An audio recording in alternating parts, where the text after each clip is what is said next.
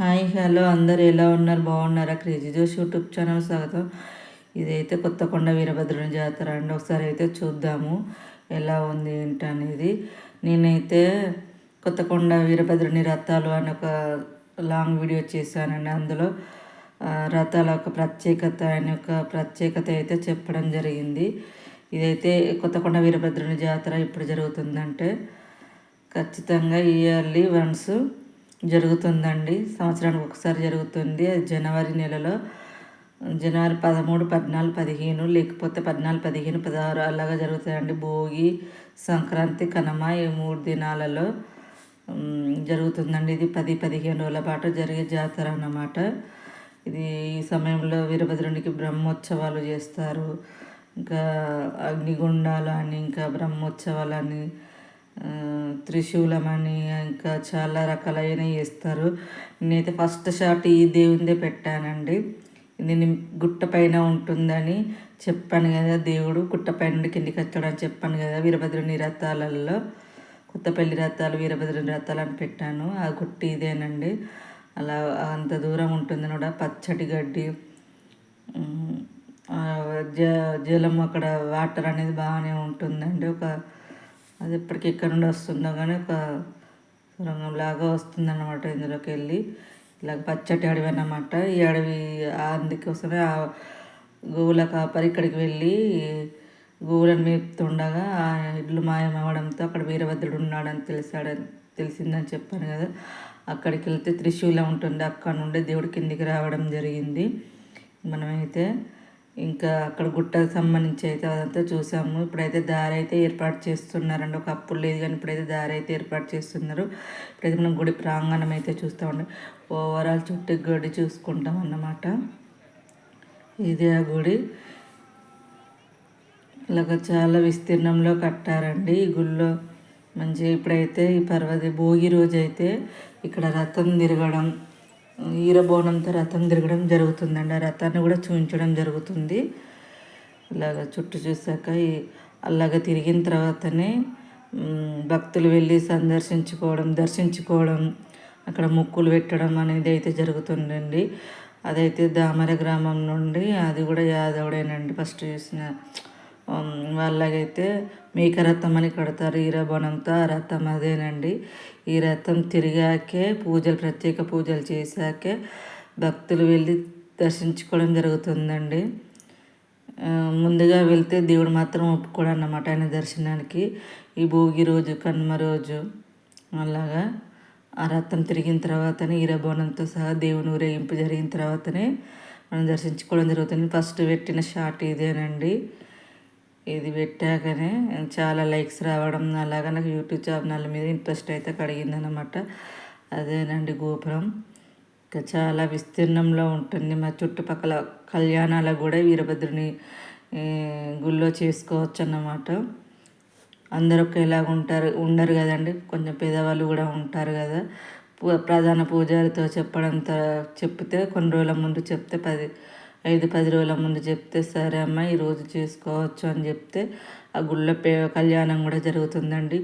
ఈ గుళ్ళో కళ్యాణం చేసుకున్న వారికి అయితే మంచిగా జరిగిందండి. మంచిగా ఆయురారోగ్యాలతో సుఖ సంతోషాలతో బాగున్నారండి. విడిపోని జంటగా ఉండింది. ఎందుకంటే చాలామంది ఇలా చేసుకున్న వాళ్ళు మేము చూసాం కాబట్టి వాళ్ళకైతే వాళ్ళ వైవాహిక జీవితంలో ఎలాంటి ఇబ్బందులు అయితే రాలేదు. కోనేరు కట్టారన్నమాట. ముందైతే త్రిశూలం నందులు అయితే రీసెంట్గా నిర్మించారండి.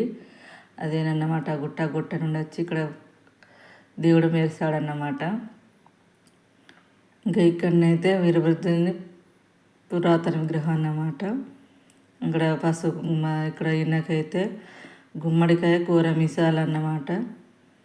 సమ్మక్కకి ఎత్తు బంగారం ఎలా ఇస్తాం, ఇక్కడ కూర మీసాలు గుమ్మడికాయ సమర్పించుకుంటాం అన్నమాట ముక్కుల కింద. ఇంకా ఎడ్ల బండ్లు అన్నమాట. పైన చూడండి ఎంత అలంకరణ చేశారో లైట్లతో. అలాగా గుమ్మము ఎదురుగానందనమాట. దగ్గర ఆవులంటే ఇష్టం కాబట్టి అలాగన్నమాట. చూడండి పిల్లలైతే గాంధీ వేషం వేయడం జరిగింది. అలాగా జాతరకి అయితే భక్తులు తరలి రావడం జరుగుతుంది అన్నమాట. ఇదైతే ఎప్పటికీ జరుగుతుంది కానీ ఎప్పటికీ జరుగుతున్న ప్రత్యేక దినాలలో మాత్రం ప్రత్యేకంగా బ్రహ్మోత్సవాలతో సహా జరుగుతుందన్నమాట. భోగి రోజు, కనుమ రోజు, సంక్రాంతి రోజు. అలాగా ఇదే అండి ఎంట్రన్స్. ఇక్కడ నుండి ఇలాగా రావడం జరుగుతుంది. అదే త్రిశూలం రీసెంట్గా నిర్మించారు నందులతో సహా. అది సెంట్రల్ ఆఫ్ అట్రాక్షన్గా. ఇంకా నైట్ పూట లైటింగ్స్తో వాటర్తో ఉంటుందండి. ఇంకా ఇదండి జాతర. జాతర అయితే చూద్దాం. తినుబండారాలు ఎలా పెట్టారో చూడండి. ఇంకా హోటల్స్, టిఫిన్స్, బెలూన్స్ అలాగా అన్నమాట. ఇంకా చూడండి రకరకాల. ఇదైతే చేతుల మైదాకుల అచ్చులను మన పూసలతో పేర్లు అల్లుకోవడం అన్నమాట. బ్యాంగిల్స్, ఐస్ క్రీమ్ మండీలు, చెరుకు రసాలు. ఇంకా భక్తులైతే ఈరబోనం లాగా చూడడానికి రావడం జరుగుతుంది అన్నమాట. దానికోసం నేను భోగి రోజే వెళ్ళి ఈరబోనం చూడాలి, రథం చూడాలని ముందు వెళ్ళడం జరిగింది. ఇంకా మట్టి బొమ్మలు అన్నమాట ఇవి. ప్రత్యేకంగా ఉంటాయి జాతరలో. అన్ని రకాల దేవుళ్ళ విగ్రహాలు, ఇంకా చాలా రకాల హస్తకళలు, రాధాకృష్ణుల ఫోటో, ఇంకా చాలా రకాలన్నమాట. ఇవి చూస్తే కన్నుల పండుగ ఉంటుంది. ఇంకా రంకుల రాట్నము, ఇక్కడ జాయింట్ వీళ్ళు, ఇంకా అప్పుడే సెట్టింగ్స్ చేస్తున్నారన్నమాట. ఇంకా చిన్నపిల్లలకు సంబంధించి మా జోష్ పాప అయితే చూడడం జరుగుతుంది. అది ఎక్కిస్తావా, ఇది ఎక్కిస్తావా అని. ఇంకా అటు చిన్నపిల్లల స్కూటీలు కానీ అవి కానీ ఇంకా గేమ్స్లు కానీ అలాగ పెడుతున్నారన్నమాట. ఇది ఆర్టిఫిషియల్ ఫ్లవర్స్ చాలా బాగుంటాయి. ఇంట్లో డెకరేషన్ చేసుకోవడానికి అలాగా బాగున్నాయి అన్నమాట. ఇంకా మీకు ఎలా ఎలా అనిపించిందో చెప్పి. నాకైతే ఇక్కడ దర్శించుకున్న కోరికలు ఏమున్నా తీరిపోతాయి అన్నమాట. ఇది వెదురుకరతో చేసినవి అన్నమాట. ప్రత్యేకంగా ఉన్నాయి. ఇంకా అలాగా తిరిగి భోగి రోజు వెళ్ళి చూసి రావడం జరిగింది. తెల్లవారి సంక్రాంతి రోజు అలాగ రథాలు వెళ్తాయి అని చెప్పాను కదండి. రథాలు అవే అన్నమాట. రాత్రిపూట శోభయమానంగా వెళ్ళి అక్కడ ప్రత్యేక పూజలు చేయించి మళ్ళీ తెల్లారి తిరిగి వస్తారన్నమాట. 5 రోజులు 10 రోజుల పాటు ప్రత్యేక పూజలు ఉంటాయి. ఈ వీడియో అయితే మీకు తప్పకుండా నచ్చుతుంది అనుకుంటున్నాను అండి. కేజీ జోష్ యూట్యూబ్ ఛానల్ చాలామంది సబ్స్క్రైబ్ చేసుకోకుండానే చూస్తున్నారు. ప్లీజ్ సబ్స్క్రైబ్ చేసుకోండి. అలాగే లైక్ చేయండి, సపోర్ట్ చేయండి. మీరు ఇచ్చే లైక్ సపోర్టివ్గా ఉంటుంది, ఎంకరేజ్మెంట్గా ఉంటుంది. వీడియో మరింత షేర్ అయ్యే. Thank you so much.